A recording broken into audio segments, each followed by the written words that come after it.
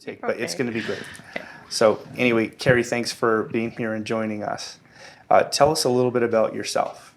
I'm Kerry Young. I do the media coordination and event planning for Boxcar of Santa Fe.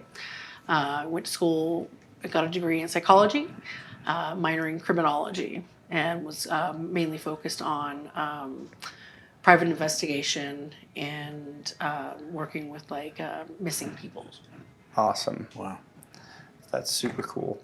Well, as you know, JD and I are we're doing a local documentary on the kind of condition of Santa Fe, where Santa Fe's at, and what we all kind of see as the elephant in the room, I think, as far as rise in homelessness and crime. And can you speak to that a little bit as just somebody who is a businesswoman here in town? And As somebody who is, works, we moved from the rail yard downtown, and our space became very different, which has allowed us to open up things to different demographics and clientele. Because we've done everything now from weddings to stuff with the legislature, to like Netflix wrap parties, to just having best Super Bowl party in town, to like a nightclub, to coming in and having coffee in the morning. So we're really trying to hit kind of every demographic to make both tourists and our locals happy and feel like they have a place to kind of call home, kind of like a Cheers. Yeah. So I always say, what do you work for? Bar, sports bar, nightclub, venue, and it's like, no, it's a community-based restaurant place where people can come and hang out. And the one thing we've found, and I don't know what happened, it's really been the last, especially for us, I would say last 6 months, we've seen a real rise in crime and dealing with, and I hate saying it, but it seems that it's the unhoused. Our homeless population seem to be really struggling lately, and there seems to be a real violent aspect coming up. It's not just panhandling; it's just blatant harassment. We've had muggings, we've had beatings, we've had this, and it's I was hesitant to discuss this because I don't want anyone thinking this is a Boxcar thing. It's a Boxcar problem because we're a part of the community.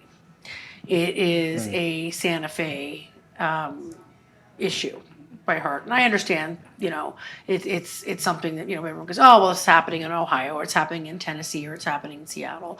What makes me so angry about a statement like that is what you're saying is it doesn't really matter. I feel like it's not fixable, so then we're just going to scapegoat. We can't scapegoat it any longer. We have a very good guest and friend of mine, Antonio Zuni, who was on a Monday. Great guy, came down, had dinner with us, and then left. And when he got to the street level, he was mugged and then seemingly injured in the mugging, and hasn't been able to work, hasn't been able to go do any of his activities, skiing. How long ago was that? Excuse me, how long ago That was was this? what, 6 to 8 weeks ago? Okay, so this is real recent. Very recent. Yeah. Comes out of And the establishment. Yes. And gets mugged there downtown. Yes, and I had found out. So we're probably a block from the plaza, block and a half, and not a city block. Santa Fe block. And so I was out the other night and witnessed just blatant harassment. I've had customers, young and old, come to me and tell me they're very concerned about walking to their car, leaving restaurants, Market Street, the San Francisco Bar and Grill. They've had like 3 or 4 muggings out front and stuff like this. So this is not one corner, one restaurant, one bar type of issue. This is a Santa Fe at whole issue. And I've heard over and over again, Alan Weber, they just don't see the numbers. And so I started looking around because I think 6 or 7 of us, including myself, had windows busted up from 5 months ago to last week. Okay, Wow. So it wasn't just one night of just somebody being a maniac. We have video that we're going to share with you of somebody coming up at 4:30 in the morning when I had staff in there that came up and made, I think, $15,000 to $20,000 in damage with a hammer and knocked out all of our windows. And again, insurance doesn't cover that. that's something my boss had to cover. And then they went and did it to like 3 other businesses. Wow. There's no urgency. With the Antonio Zuni situation, he's a friend of mine, so I was able to go, okay, what can we do for you? What do you need from us? You need tapes, you need this, you need that. He's like, the Santa Fe Police Department is going to contact you. They never contacted any of us. Wow. I've tried to set up 2 or 3 appointments with them, and I am in no way blaming our police officers. I think being a police officer is probably the hardest job, if not one of the hardest jobs to do in the world. I think the Santa Fe Police Department is better than just like other police departments. I think they do the best job they can. I know that they're short-staffed. I know they're underpaid. Yeah. And, something I've seen in like San Francisco, they finally went, I'm not arresting people for this because every time we do it, the prosecutors don't go ahead with it. And I have found, just witnessing from the background, prosecutors seem to be going after things that don't make much sense to me, but they're not going after this. And I don't know where that pressure comes from.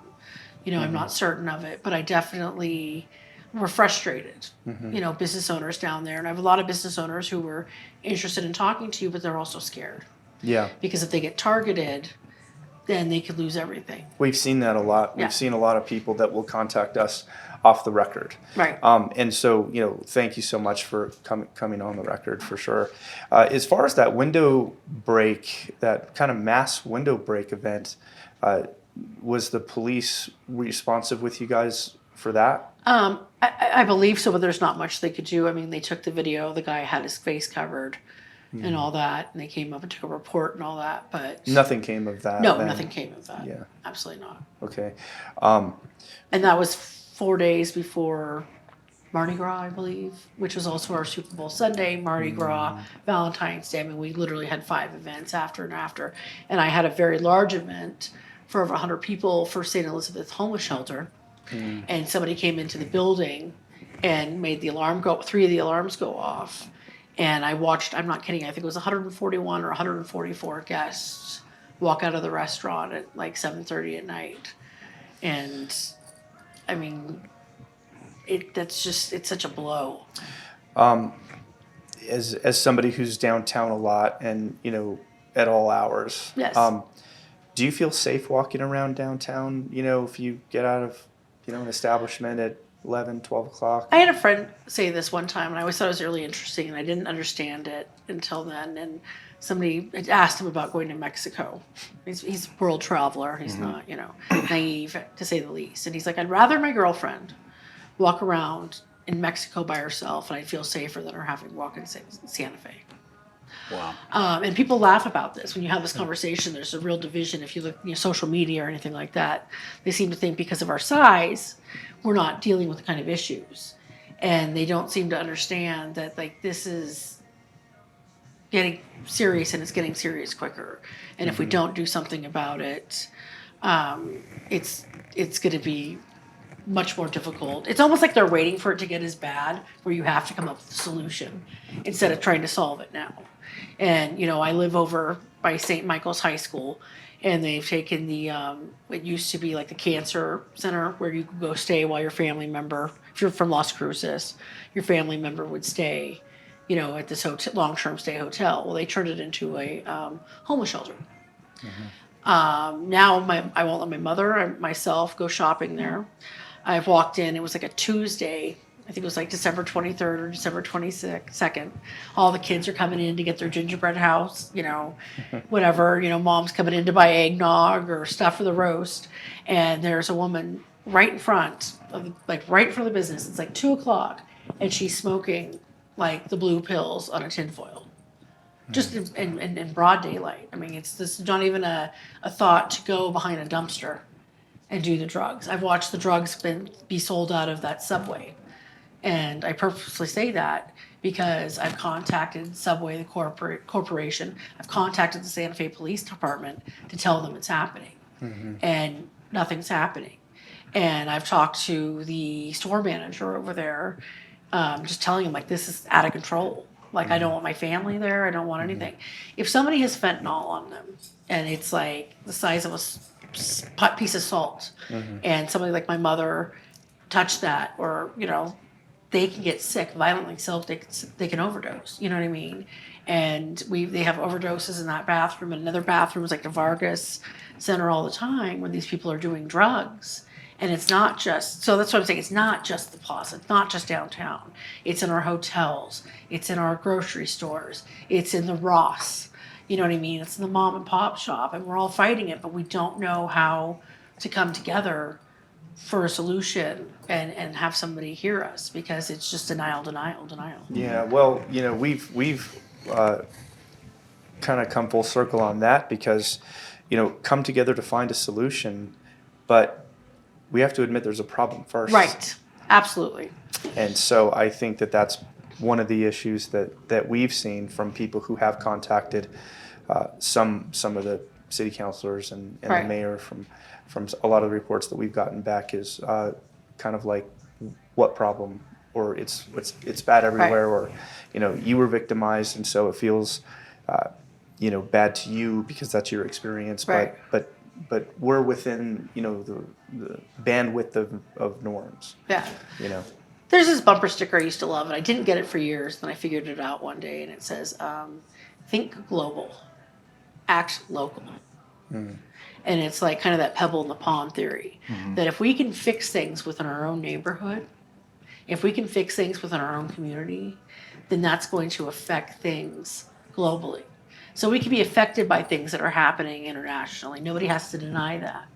But if we're taking care of things in our own backyard, then we then have more power to help things. So, like focusing on the other things that are happening in other countries, as the mayor, or pushing these programs or this program that doesn't seem to fit in for somebody who's working 70 hours a week to feed their 3 kids, get them into school, and then we're fighting. I mean, we all know the education system in New Mexico, unfortunately, is lacking. And so it's like only so much you can do, as a senior citizen, or a parent, or, a teenager that's trying to come up, go to college, this, that, and the other. It just seems like to be added obstacles when we should be figuring out ways to, not have those things within our community. Yeah, and as you mentioned before when we were talking, it seems like sometimes what you see coming out of City Hall is things that have literally nothing to do Right. with our community. Yeah. Kind of a waste of money. You mentioned something, I can't remember what it was. It was...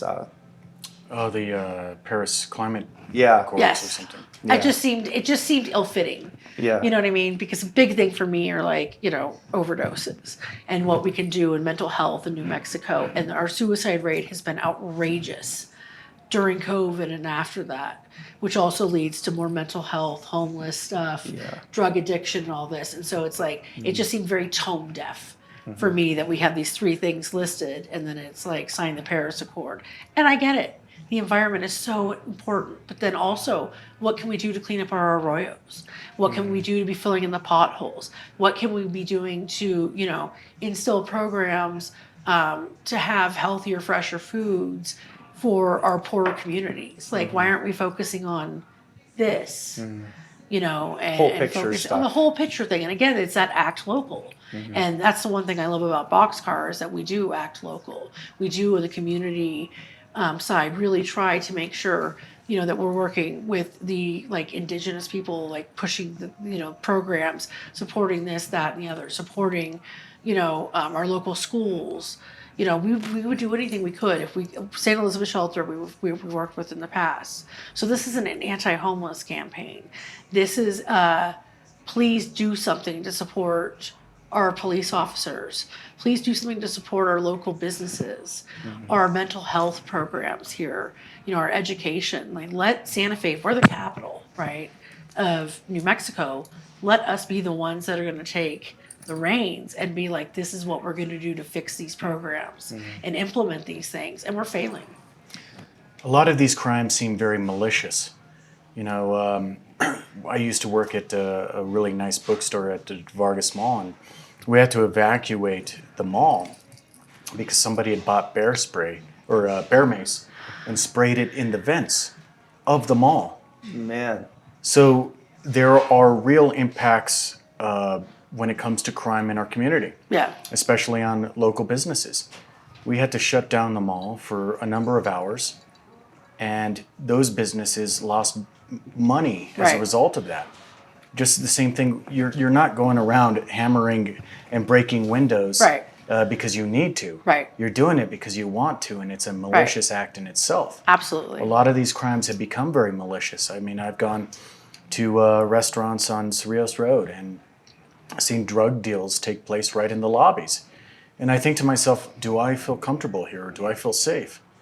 But even more so, would the mayor feel safe having his family here eating a meal and witnessing a drug deal take place right there in front of his eyes? Yeah. You know, people have children, people work and live in this community, and it just seems at this point there is that real disconnect between the elected representatives who are there to provide a service to the community and the real impact that people are facing in their everyday lives here in our community. Yes, I agree with that wholeheartedly. I used to take the train bus up to Albuquerque to go to UNM, and I literally stopped doing it because the buses are so dangerous. I mean, just it's quite a situation in itself, and Albuquerque's in real trouble. And I don't know if that can be turned around, but good luck to them. But I was talking to one of the bus drivers who, I mean, those guys still are like on the forefront of stuff. Oh, yeah. I mean, horrible, horrendous stuff. And their response, well, God, I'd love to get the mayor out here, you know, Kevin Faulkner or whatever. I was like, let's get him out here. And they're like, oh, no, he came. And I was like, oh, okay. What was his experience? Oh, well, they cleared everyone off the bus, and then they had security guards stand around him, and we weren't allowed to talk to him. And then they took photos of him riding the bus around town. And it's like, I'd love This to is invite, Tim Keller in Albuquerque? yes, whoever, Yeah, or the Tim mayor, Keller. or Kevin Faulkner, San Diego. Yeah. But so, yeah, I'd love to invite Alan Weber down for dinner, you know, Boxcar or anywhere else he wants, and then walk around and let him witness this and let him tell me how he feels about it. Not about the dinner part, about the walking around. Oh, that no, the late at walking night around, like part, that's what I I'm think saying, is what like you're you should saying. be able to go have dinner in one of the finest cities in the world And go for a stroll. and feel that you can, you know, walk a block and you're safe. And you want to talk to me about lights that you were going to put in because they were environmentally correct. There's not enough lights down there to like make people feel nervous. And they just blatantly walk around. You know, I have to say one thing. California does a lot wrong, and I won't ever disagree with that. But where I grew up, we always had a police officer who was the one that would like be like the community, like the one that would go down and deal with the homeless people and understood them. Understood this one just needs to be arrested and go sleep it off the night. This one can be chased off. You know, this person can be, you know, needs to just go into mental health. You know what I mean? They had an understanding and stuff like that. There doesn't seem to be like a community officer that's been given those capabilities to come in and work with like all the local businesses. That is definitely a full-time job doing something like that. But if most of your commerce is coming from there, and then you're pushing like the locals away, they don't want to go to the plaza. The tourists are going to stop coming in. You know, it's just something has to be done. And as somebody who supports a local business and other local businesses, we're begging for help. Wow. That's a powerful statement. You're begging for help. We are. We're Yeah. begging for help at Things this are point. just going downhill from Yeah. your perspective. Absolutely. And I'm not even trying to like make it sound worse than it is. It's an issue. I mean, Yeah. this is just, and I think it can be nipped in the bud if we come together as a community and like figure out a way. But like the answer is not to ask every business in town who can't put up signs to advertise their business, but to put up cameras. Like it's basically, it feels very protect your own, protect yourself, instead of like, let's work together, protect each other, and have some kind of organization. Yeah. How often do you see a police officer walking around downtown or, you know, I see them come to drive your around a establishment? lot. Our establishment, I don't know, 3 times a month. That's not really something that they do. They definitely. Like if there's not a problem, like if you have. Oh, a call. never. Okay. I mean, I've seen them parked on the plaza and stuff like that, you know, on here and here on the sides, and then sometimes they'll park on St. Francis in the thing midways, whatever, to try and get people to slow down. But no. And I'm not trying to say that police officers need to visit every single business. Oh, no, no, down no, there. I I mean, of course, there's understand. just no time to do that. But Right. I'm just wondering, like, what's the, from your perspective, being downtown all the time and Right. being saturated in the community down I don't there. see that. I don't. Yeah. But I think every single time I talk to them, and this is so important for me to get this across, every single time I talk to a Santa Fe police officer, they're so much like willing to help. We had a really huge Mardi Gras party and stuff like that. And I was like, is it possible to have someone just drive by to make sure that we don't have because 2 days before the alarm had gone off, the alarm situation. And they absolutely were like willing to help and stuff like that. So I really don't feel like this is a Santa Fe Police Department needs to do more. I think that Santa Fe Police Department is trying to do as much as they can, and they're stretched thin, and they're underappreciated, they're exhausted, and they need support from the people in City Hall who don't seem to think we have a problem. And I just don't know what needs to happen for it to be a problem. Netflix is based here. We have Dark Winds. And so does it need to be somebody famous that gets injured or somebody wealthy that gets injured? Like, why don't other people matter? You're asking the question, what's it going to take, I Right. think. That's what I want to know. Yeah. What is the breaking point? Because I've noticed that a lot within communities. So just they drown and then it's so bad that they turn it around. I don't want to get to drowning. We're treading water right now. Absolutely. So fix it. Or at least start asking for solutions. Yeah. Do you have any questions for us? I just want to say thank you very much for this interview because coming from you, it's impactful and we need members of our community to speak out because we have a voice and we need to really hold our elected representatives accountable for the policies that they're creating here Right. because it's affecting us. I appreciate you guys doing Inaction this. is affecting us. Well, thank you for saying that. And again, thank you for coming on camera with us. I mean, I can't tell you how many people have reached out to us and said, here's my story, but I don't want to come on camera. Okay, well, no problem, but why? Well, I'm afraid. And I get And it. I get it. And nothing bad on them, but something good on you because you're willing to come out and just tell But I us how get you're it. feeling. And, I know there's going to be repercussions. yeah. But at the same time, I think with owners like Tate and Sylvia who do feel like the community of Santa Fe is theirs and they're part of it, we want it to change. We want our customers, we want our employees to feel safe. We want Absolutely. good employees. We want, people that can help. We want tourism to do well. We want, it's time we all just stop talking about the negatives and start figuring out what the hell we can do. And again, you're right. You have to admit there's a problem. Thank you so much, Kerry. Thank you guys. Really appreciate you. Excellent job. Was that better than my first one, huh? Oh, it was fantastic. They were both amazing. It was fantastic. Once Tate came in and did his thing, I'm like, yeah. We got some good interviews in.